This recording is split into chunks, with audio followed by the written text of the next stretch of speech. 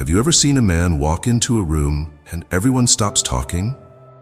Not because he's well known, it's not because he's loud, but because just being there makes people pay attention. That's strong power, that kind of fear that makes people think twice before they even think about crossing you, not the kind that comes from yelling or making threats. It was Marcus Aurelius who said, "The best revenge is not to be like your enemy." The greatest men avoid seeking vengeance. They don't show feelings. Without saying a word, their enemies are afraid of them because they can't be hurt. This is the way to do it. Number 1. Walk slowly, walk with purpose. Imagine a lion sauntering through the grass. It is not a hurry. This does not cause panic. It walks with absolute conviction, as if it is the owner of everything that it observes. Imagine for a moment a man who is walking with his head bowed, his steps hurried, and his eyes continually gazing around nervously. Who do you have the greatest fear of? Powerful men seldom make a hasty decision. They do not rush anything. They walk with a careful control, maintaining a straight back and shoulders that are relaxed. "I am exactly where I need to be," is a remark that can be made with each step. Seneca, a prominent Stoic philosopher, is credited with saying, "A wise man is never in a hurry, for he knows that time is his servant, not his master." Act as if time is bending to your will. When you walk, you are not simply going from one location to another. Rather, you are projecting your internal state into the world around you. A man who is governed by external factors is one who walks without purpose and who hurries through life. He is extremely tardy. There is apprehension in him. It is a reaction from him. On the other hand, a man who moves slowly and with perfect assurance exudes a different kind of energy. He declares to the entire world, "I am in control. I do not engage in chasing." The phrase "I attract" consider some of the most influential people in the annals of history. No one, including Julius Caesar, Alexander the Great, or Marcus Aurelius, was known for their chaotic and panicky movements. They strolled as if they were the masters of time itself. You are able to force the world to adjust to you when you walk slowly. No longer are you in a hurry to keep up with life. Rather, life is modifying itself to keep up with you.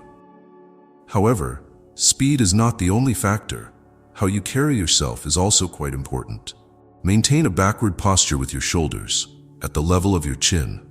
I admire the fluidity and accuracy of your motions. Under no circumstances should you dart your eyes around uncomfortably. Turn your head in a methodical manner, as if you were a king inspecting his empire, if you need to gaze. Each and every action ought to be deliberate. There is nothing about you that should give the impression of uncertainty. Movement of this kind has a psychological effect on individuals who are in the vicinity of you. Your power, your prestige, and your influence are all called into question as a result. If you are not in a hurry, then it is obvious that you are not concerned. If you are not anxious, then it is obvious that you are in charge. Furthermore, if you are in charge, it is possible that you are superior to them. The mind of the normal person functions in hierarchies, and it is constantly looking for the person who is the most powerful in the room. People tend to infer that you are the one moving when you move with purpose. Because of this, powerful men never feel the need to justify their actions. Their very presence is sufficient to explain everything. Through their body language, they convey the message, "I belong here." Their walk conveys the message, "I have nothing to prove." Their quiet conveys the message that I am not threatened by you. Moreover, here is the true secret. It is not simply about having other people fear you. Rather, it is about making yourself more powerful. The way you move might have an effect on the way you think. If you act like a man who is in control, you will eventually become one. As you walk like a warrior, you will eventually begin to think like one as well. You'll be able to make smarter choices. You are going to gain command over your feelings. You are going to emanate the kind of energy that causes guys who are not as strong to feel uneasy when they are in your presence. In addition, when the time comes, when you find yourself in a circumstance in which people are observing, evaluating, and evaluating you, you won't have to utter a single word. Just the very fact that you are there will be sufficient to convince them to move aside. Number 2, the unbreakable eye contact. Some males are incapable of maintaining eye contact. They retreat their gaze. They blink far too frequently. They move their attention uneasily from side to side. Whenever a man who possesses genuine power looks you in the eye, you are able to sense it. You are nearly able to hear the message that is not being spoken. I see you. It is not that I am terrified of you. To the contrary, you ought to be terrified of me. To follow this rule, you should never be the first one to look away. Maintain eye contact, but do it with a calm and serene assurance rather than with rage or aggression. Make it such that they are the ones that break. The founder of Stoicism, Zeno of Citium, articulated the philosophy that silence and a steady gaze are often more terrifying than a loud threat. Try it out. You are going to understand exactly what he meant. One of the most fundamental expressions of dominance is making eye contact with another person. Before there were words, before there were laws and social standards that governed how people should behave, eye contact was the primary means by which individuals were able to distinguish who was the predator and who was the prey. Even though it is more subtle now, it is still the same.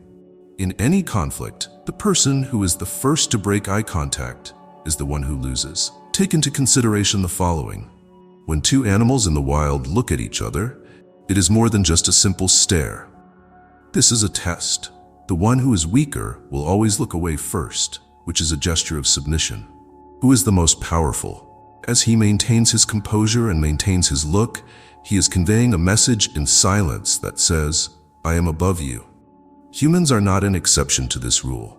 In any situation, whether it is a business meeting, a fight on the street, or even a casual talk, the one who maintains steadfast eye contact is the one who holds the power. However, maintaining eye contact is not only about power, it is also about control. The fear of being observed is the reason why a weak man avoids making eye contact. It is difficult for him to be comfortable with himself, and he is uncertain about his position in the world. On the other hand, a man who is strong responds to every sight with the assurance of someone who has nothing to conceal and nothing to affirm. First things first, I want to make it perfectly clear that this is not about staring somebody down like a rabid hound. Aggression is an indication of insecurity, and something like that is an example of aggression. A state of tranquility is true power. It has not moved. There is no essential necessity for it to impose itself on other people. When you gaze someone in the eyes, make sure to do it without building up any tension.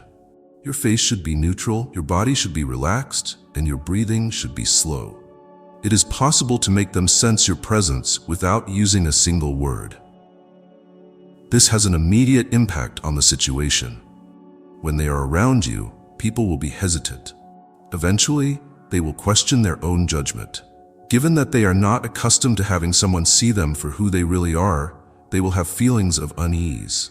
Because of this, weak men often avoid making eye contact because they are aware, on some level, that they will be exposed.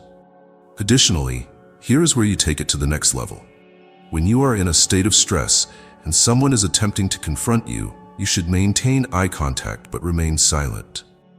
It is important that them feel the weight of your silence. The pressure of your unshakable presence should cause them to wriggle and writhe inside. Observe how they break out of their own accord without you having to do anything at all. There was a saying attributed to Seneca that stated, "He who is calm in the storm commands the sea." Because of your unbreakable eye contact, that storm is occurring. When it comes to people who are weak, it is unsettling. But when it comes to those who perceive power, it says volumes. You do not have to speak louder than you already are. It is not necessary for you to argue. There is no need for you to provide an explanation. It is sufficient to gaze, and the world will react accordingly. Number 3. Own your space. Never shrink yourself. Have you ever noticed how weak men tend to condescend themselves? To take up as little space as possible, they slump their shoulders, cross their arms, and cross their arms over their chests. The opposite is true for powerful guys. The space that surrounds them is all theirs. Their feet are solidly set and they stand tall. Neither do they twitch or shift uneasily in any way. When they move, they do so in a thoughtful manner. According to a quote attributed to Epictetus, No man is free who is not master of himself. When you have authority of your own body, you inspire respect in the minds of those around you. Take note of the manner in which a monarch sits on his throne. Is he able to fold himself together? When he relaxes his shoulders, does he hunch them or tuck his hands between his legs? No, he appears to be sitting with his arms spread wide, as if the entire air that surrounds him is his. This is what it means to take ownership of your space. To take up the space that is rightly yours without making any excuses or showing any reluctance. Weak men tend to downsize themselves. The way they are huddled into corners with their arms crossed and their chins tucked gives the impression that they are attempting to vanish. How come? Is because they are afraid of being observed. They are not interested in a conflict because they do not wish to be evaluated. It is their hope that if they decrease their size to a certain degree, the world will abandon them by themselves. However, people who take cover are not respected by the world. People who are steadfast are respected by it. When you enter a room, you should instantly assert your right to the place. Maintain a lofty stance. Your back should be straight and your shoulders should be relaxed but broad. Make sure that your arms are not crossed or crammed into your pockets. Instead, let them rest naturally at your sides. When you are seated, avoid curling inward. Sit back instead, with your legs slightly apart and one arm resting easily on the ground. For the purpose of demonstrating that you are a part of the group, you do not need to spread out like an arrogant fool. It's not simply physical language. This is psychological communication. Increasing the size of your stance sends a message to your brain that you are in command of the situation. When your mind is convinced of anything, your body will follow suit. The level of confidence increases. The fear is eliminated. Who are the people around you? They, too, are experiencing it. As one of the most dominating individuals in history, Julius Caesar was renowned for his unwavering presence. Despite the fact that he was outnumbered and that there were conspirators plotting against him, he never flinched in fear. He was aware of the fact that a leader, rather than merely holding power in name, must actually be the embodiment of power. If you are in a public place, whether it be a meeting, a social situation, or just going through a throng, try to resist the impulse to shrink. This is a test that you can try. Be steadfast in your stance. Maintain a relaxed and open posture. Act with a sense of purpose. Keep an eye out for the fact that people begin to give you more space without even realizing the reason. It is not always the case that riches or physical might are the sources of power. In some cases, the answer is as straightforward as this. The individual who is the owner of his space is the owner of the room. Number 4, the art of stillness. Move less, control more. Imagine a confrontation between two men. One of them is swaying his weight, chatting quickly, glancing about and flailing his hands. What about the other? There is hardly any movement from him. The rate of his respiration is slow. There was no movement in his body. Which one appears to be more powerful? The absence of movement is frightening. Control may be shown in it. The message that it conveys to your adversaries is, I am not reacting to you. It appears like you are responding to me. When someone tries to provoke you in the future, you should remain still. Be steadfast in your position. Allow them to experience discomfort, mainly due to the fact that power is not in motion, but rather in control. And if you are finding these power movements to be helpful, click that subscribe button right now. We have 4 more power moves left, and the final one will completely alter the way that people perceive you. Stillness is a weapon that is often overlooked. Because of tense fidgeting, exaggerated gestures, and restless movements, the majority of men give up their influence without even being aware of it. On the other hand, a man who is able to remain absolutely calm and in complete command of the situation commands attention without uttering a single word. Consider the philosopher-emperor Marcus Aurelius as an example. In combat, in the Senate, and even when confronted with betrayal, he never allowed his feelings to influence the acts he took. He was aware of the fact that the source of genuine power is not aggressive movement, but rather thoughtful control. His adversaries rushed around him, plotting, worrying, and reacting, but he stayed firm, like a mountain that was unshaken in the midst of a storm. Try this. The next time you feel pressure, whether it be in an argument, a negotiation, or just in a situation that you encounter every day, resist the impulse to shift. Maintain a relaxed body, slow breathing, and a neutral expression on your face. If someone is expecting a response from you, you should not give them any. Refrain from flinching, fidgeting, and making any sudden movements. Just complete an unobtrusive command. Due to the fact that most people are not accustomed to being still, this causes them to feel anxious. They have no idea what you are contemplating. They are unaware of what you have in mind. And it is precisely in this ambiguity that you hold the power. When a guy does not respond, he is the one who makes the world adjust to him, rather than the other way around. Consider the game of poker. Every time a player twitches, scratches his face, or shifts in an uncomfortable manner, he is unintentionally disclosing his hand. Control of the table is exercised by the player who maintains a still posture, does not show any emotion, and maintains a steady breathing rate. In real life, the same holds true. Peace is the key to control. Power comes from composure. And when the moment comes, when you finally decide to move, every seemingly insignificant activity becomes purposeful and potent. There is no attention paid to the man who is constantly on the move. Who is the man who is motionless for a moment before suddenly shifting? Everybody is aware of it. If you are able to do this, you will not only make your adversaries dread you, but you will also make them feel as though they never even had a chance. Number 5. The smirk of absolute confidence. The vast majority of people are unaware of the fact that a mere sneer has the power to break a weak guy. The reason is as follows. A nervous smile conveys the message, "Please don't hurt me." The smirk is silent and discreet, and it conveys the message, "You have no idea what I know." Even in the face of betrayal, Julius Caesar was noted for his cool and almost amused look. He was one of the most feared persons in the history of the world. His adversaries frightened him not because he was noisy, but rather because they were unable to determine what he was thinking at any given moment. When someone confronts you in the future, you should not quarrel with them. Don't try to justify yourself. Just give me a smirk. Permit them to ponder the reason. A smirk is the most powerful weapon that can be used in psychological warfare. It is a subtle way of saying, "You are not a threat to me," and it is a display of supremacy that is unobtrusive and effortless. And with such a high level of self-assurance, it is frightening to consider. A significant number of males display their feelings, including anger, insecurity, and fear, on their faces. On the other hand, the man who smiles, it is still unclear what he is, not able to be predicted, completely unmoved, without any concern. Imagine the following. Someone is making an effort to get under your skin. They insult you, they challenge you, and they are looking for a response from you. The vast majority of males would respond by raising their voices and attempting to demonstrate their worth. What about you? There is nothing that you do. You simply smirk, which is a gradual and effortless twist of the lips that conveys the message, "You don't even realize how small you look right now."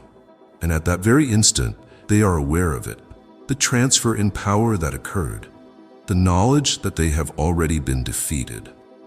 Marcus Aurelius, the Stoic emperor, is credited with writing that the best revenge is not to be like your enemy. This means that you should never put yourself in the same position as people who are trying to provoke you.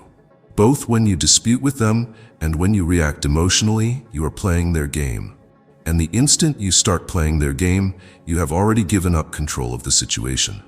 On the other hand, when you maintain your composure, when do you grin as if the whole thing is making you laugh?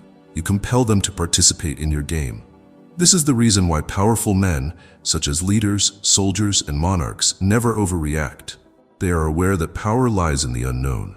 As well as a smirk, a grin is the ideal approach to sow seeds of uncertainty in the mind of an adversary. What is it that he is aware of that I am not? The question is, why does he not feel intimidated? What is he intending to do? This unpredictability is more unsettling than any potential danger. Test it out. When someone tries to provoke you in the future, you should fight the temptation to justify yourself. Do not engage in debate. Avoid defending yourself. Simply maintain eye contact with them and smile. Let the pause be as long as possible. They should be allowed to wallow in their own insecurity. You will know that you have triumphed when they turn their gaze away, which is inevitable. Number 6, ignore insults. Respond with silence. When it comes to a weak man, there is nothing more frustrating than someone who does not react to what is happening. Take a moment to pause when someone insults you. Take note of them. Try not to flinch. Try not to respond. Allow the silence to linger for a while.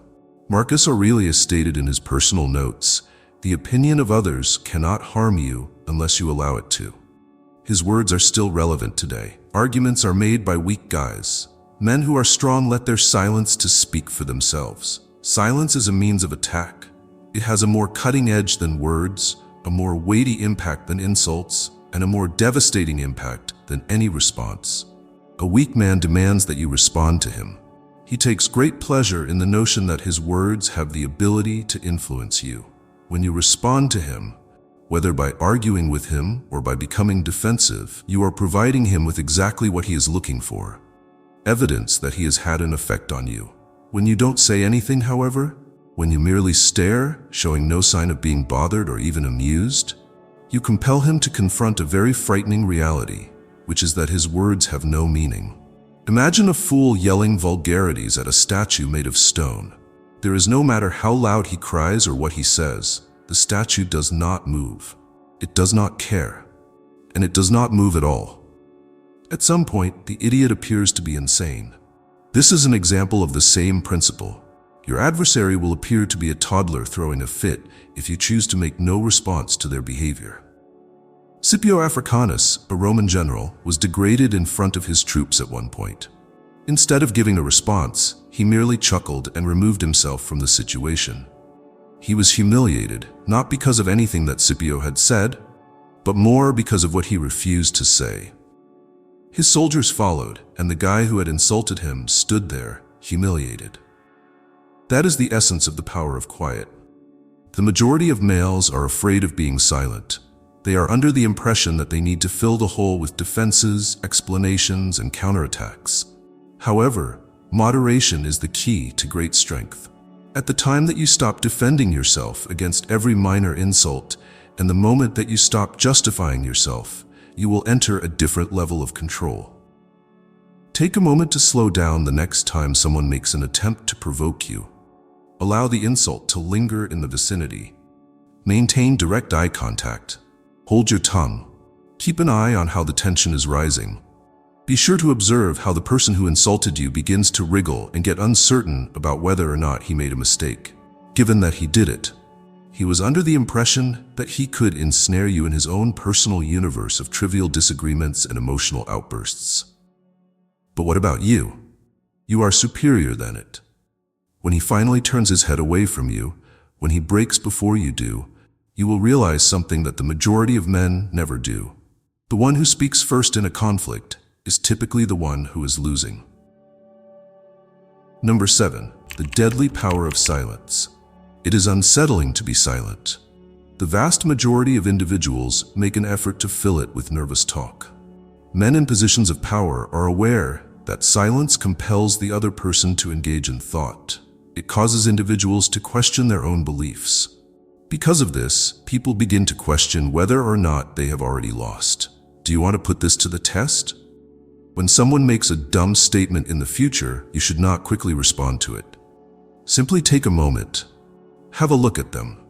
The stillness should be allowed to build. Either they will begin to justify themselves, or they will begin to backtrack.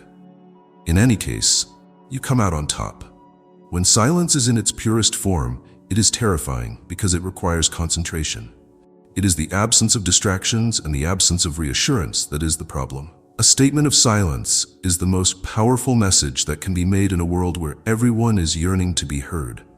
It is a statement that is spoken in a low voice that conveys the message, I do not need to fill the space with words. I am in charge of this moment. Consider the following scenario. You allow the other person to dictate the pace of the conversation when you answer instantly and when you fill every silence with words. On the other hand, if you choose to keep silent, you are compelling the other person to deal with the stress. They are the ones who are suddenly on edge, wondering what you are thinking and wondering if they have made a mistake. The longer you remain silent, the more power you are able to take away from them. Someone makes a dumb comment or accusation, and the other person panics and tries furiously to justify themselves. You have seen this happen before. One could say that it is almost like a reflex. It is impossible for them to remain silent. They are acutely aware of the significance of their own words, and as a result, they immediately attempt to fill the void. It is at this point that they commit their most significant error. In this instance, psychological warfare is at its most effective. When you choose to remain silent, you are not simply refusing to reply to something. By doing so, you are compelling the other person to respond to themselves. They are going to begin to question their words and their deeds. And finally, they are going to break under the burden of your unshakable calmness. It was Epictetus, one of the most well-known Stoic philosophers, who made the following observation: "We have 2 ears and 1 mouth so that we can listen twice as much as we speak." The act of remaining silent is not limited to simply remaining silent. Rather, it involves observing, comprehending, and allowing oneself the opportunity to ponder and take charge of the present moment. You can become a man of mystery and a man who is always in command of the situation if you are able to master the art of quiet. Take a moment to pause the next time someone insults you, challenges you, or begins an argument with you. Here's the technique. Do not immediately get into a defensive mode. Do not allow yourself to become distracted by the noise. Allow the silence to take hold. Observe how the atmosphere in the room begins to become uneasy. In order to justify themselves, people will either go back on their word or scramble. In either case, you have triumphed without uttering a single word. The ability to talk without making a sound, to control a conversation without ever raising your voice. In other words, this is the lethal power of silence. And after you have learned it, you will know that you do not need to dispute in order to be in control of the situation. When it comes to communication, silence is more powerful than any words could possibly be. Number 8. Dress like you're in control of everything. Before a man even has the opportunity to speak, his appearance has already communicated his message. Garments that are sloppy and untidy, that individual is a man who does not have any control over his life. Garments that are disciplined, precise, and well-fitted, it is clear that this is a man who commands respect. Cato, who was considered to be one of the most self-disciplined Stoics, dressed with exquisite accuracy. The way in which you presented yourself to the outside world, in his opinion, was a mirror of the level of self-control you have on the inside. If you give the impression that you are at the top of your field, people will treat you as if you are. Your attire is the first thing that people notice about you. Your wardrobe conveys a lot about who you are, even before you open your mouth or reveal your personality. You can tell the world whether you are a man of order or a man of disorder, whether you are a man who demands respect or one who waits for it to be delivered to him simply by the way you carry yourself. A person's choice of clothing is not merely a matter of personal preference. Rather, it is a reflection of how they hold themselves and how much they respect their own self-discipline. Think about Cato the Younger, who was one of the most ferocious Stoic philosophers in the history of Roman civilization. Not just in his ideas and actions, but also in his look, he was obsessed with maintaining discipline. Always tidy, well-fitted, and exact, his clothes was impeccable. There was no intention of being flamboyant or attracting attention to oneself. Control, inner power, and a mentality that was always in order were the things that were being represented by this. He had the knowledge that a man who presents himself with precision is not something that can be readily disregarded. Take a moment to picture yourself entering a room. Any room. Not only do your garments fit you well, but they also suit you with absolute perfection. It is clean, sharp, and modest all at the same time. Questions are not required to be asked by individuals. That you have your life under control is something that they can see right away. You are not to be disregarded in any way. You don't need to seek for attention when you dress properly. Rather, you demand it and give it to yourself. And maybe most crucially, you are the one who determines how other people will interact with you. This is not about spending a bunch on costly clothing. Let's make that perfectly clear. It is important to pay attention to the details. Your skin tone and body shape should be complemented by the proper color, the right cut, and the right fit. It is never appropriate for your clothes to wear you. Putting them on is a good idea. They ought to be reflective of your ideals, including your composure, your concentration, and your self-control. How do you feel when you are dressed well? Take a time to think about it. What kind of treatment do other people give you when you are in a good mood? A clear distinction may be seen here. One way for a man to communicate to the world that he does not care is to dress poorly. On the other hand, a man who dresses as though he is in command is signaling, "I am aware of who I am. It is clear to me where I am going. In addition, I anticipate nothing less than respect from you." You should make a concerted effort to dress with a purpose the next time you get out of the house. You don't need to have a closet full of pricey suits in your closet. To ensure that your clothes are well-fitting, neat, and intentional, just make sure that they are. When you enter any room, you should have the appearance that you are the owner of that room. And the entire world, people all over the world will take note. It is not via shouting that one can achieve true power. It is not a result of threatened actions. It originates from being present. Despite never raising his voice, Marcus Aurelius was able to control an empire. Men who were considered to be the most deadly in history were dreaded even before they spoke a single word. Once you have mastered these 8 power movements, you will notice that people begin to treat you differently about yourself. You should also click the subscribe button right now if you want to become completely untouchable, for the reason that the beginning is just around the corner.